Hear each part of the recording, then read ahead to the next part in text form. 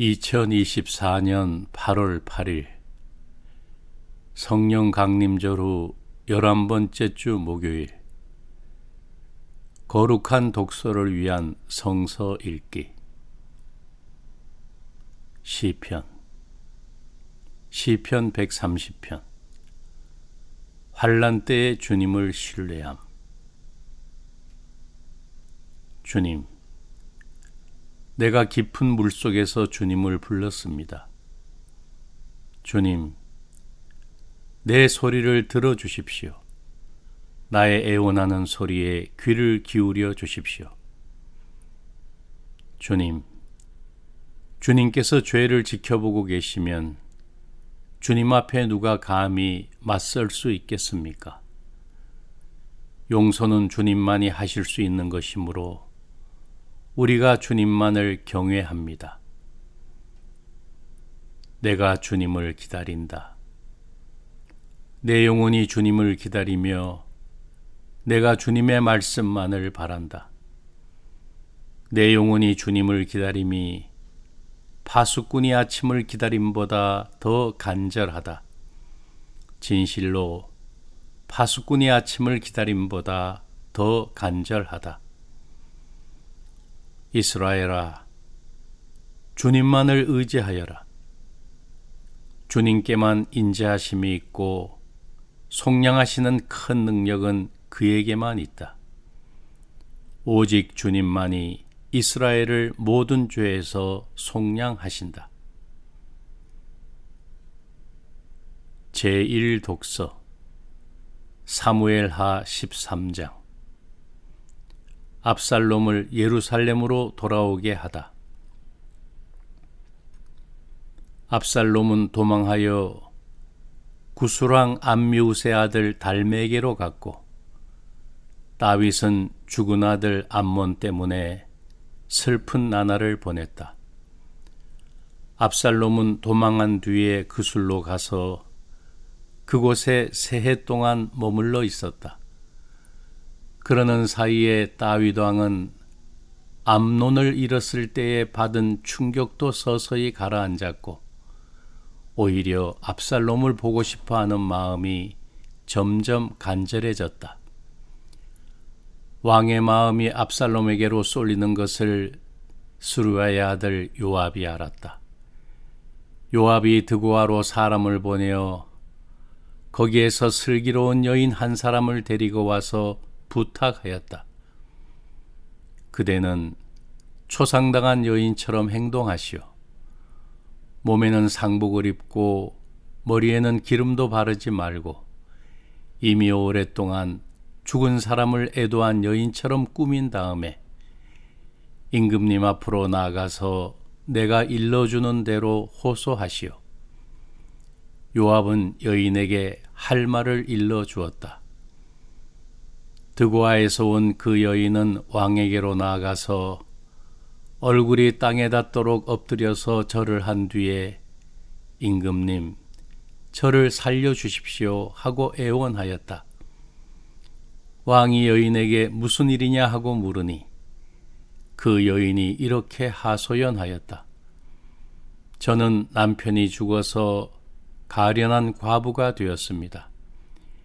이 여종에게 2 아들이 있는데 들에서 서로 싸우다가 말리는 사람이 없으므로 아들 하나가 다른 아들을 죽였습니다.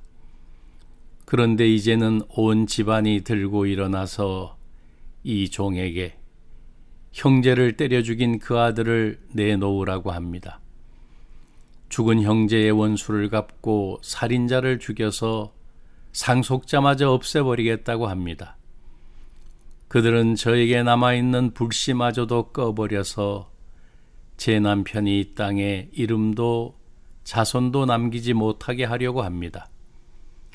다 듣고 난 왕은 여인에게 말하였다. 이 문제를 두고서는 내가 직접 명령을 내리겠으니 집으로 돌아가거라. 그러나 드고아의 여인은 왕에게 아뢰었다. 우리의 높으신 임금님께서 무엇을 하시든지 이 일에 있어서 허물은 저와 제 아버지의 집안에 있습니다. 임금님과 왕실에는 아무런 허물이 없습니다. 왕이 대답하였다. 누구든지 너를 위협하거든 그를 나에게로 데리고 오너라. 아무도 너를 괴롭히지 못하게 하겠다. 여인은 또 간청하였다. 그러면 임금님께서 섬기시는 주 하나님께 간구하셔서 저의 죽은 아들의 원수를 갚으려고 하는 집안 사람들이 살아있는 저의 아들까지 죽이는 크나큰 범죄를 저지르지 못하게 막아주시기를 바랍니다. 왕이 대답하였다. 주님께서 확실히 살아계심을 두고 맹세하지만 네 아들의 머리카락 하나도 땅에 떨어지지 않게 하겠다. 그 여인이 또 간청하였다. 이 종이 높으신 임금님께 한 말씀만 더 드리도록 허락하여 주시기 바랍니다. 왕이 그렇게 하라고 하니 그 여인이 이렇게 말하였다. 어찌하여 임금님께서는 하나님의 백성에게 그처럼 그릇된 일을 하셨습니까? 임금님께서는 임금님의 친아들인 왕자님이 이 나라로 돌아오는 것을 허락하지 않으셨습니다. 이러한 처사는 지금까지 이 종에게 말씀하신 것과는 다릅니다. 임금님께서는 그렇게 말씀만 하시고 왕자님을 부르지 않으셨으니 이것은 잘못된 일이라고 생각합니다.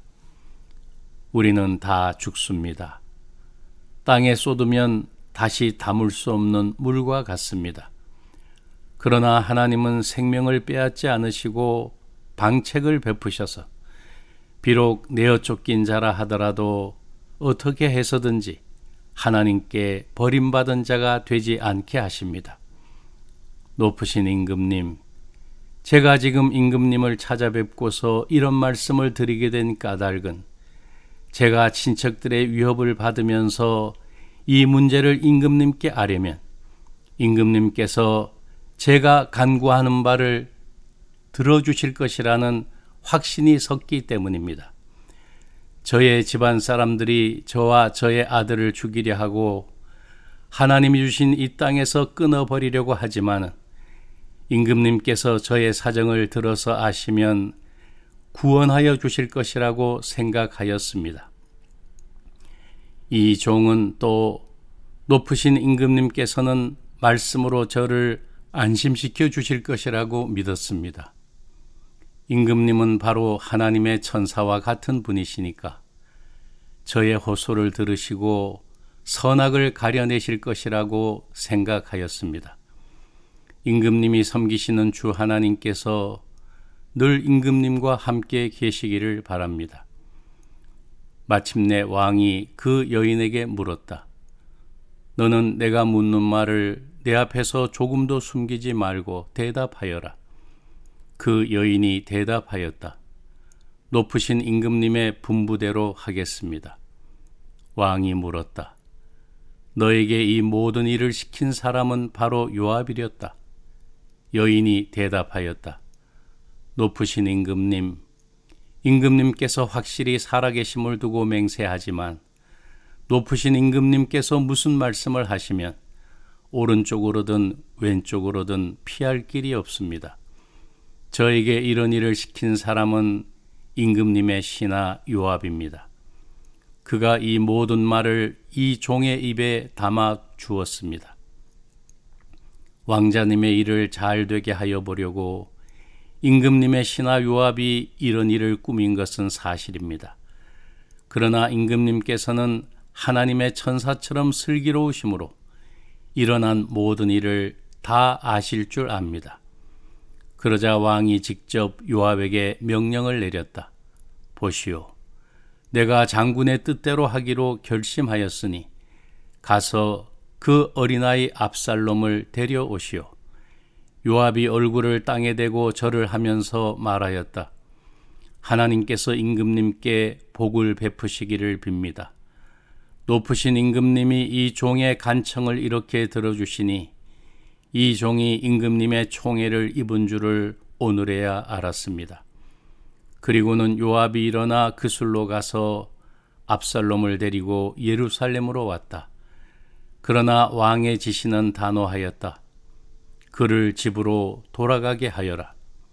그러니 내 얼굴은 볼 수 없다. 그리하여 압살롬은 아버지에게 인사도 하지 못하고 자기 집으로 돌아갔다. 제2 독서 로마서 15장. 덕을 세워라.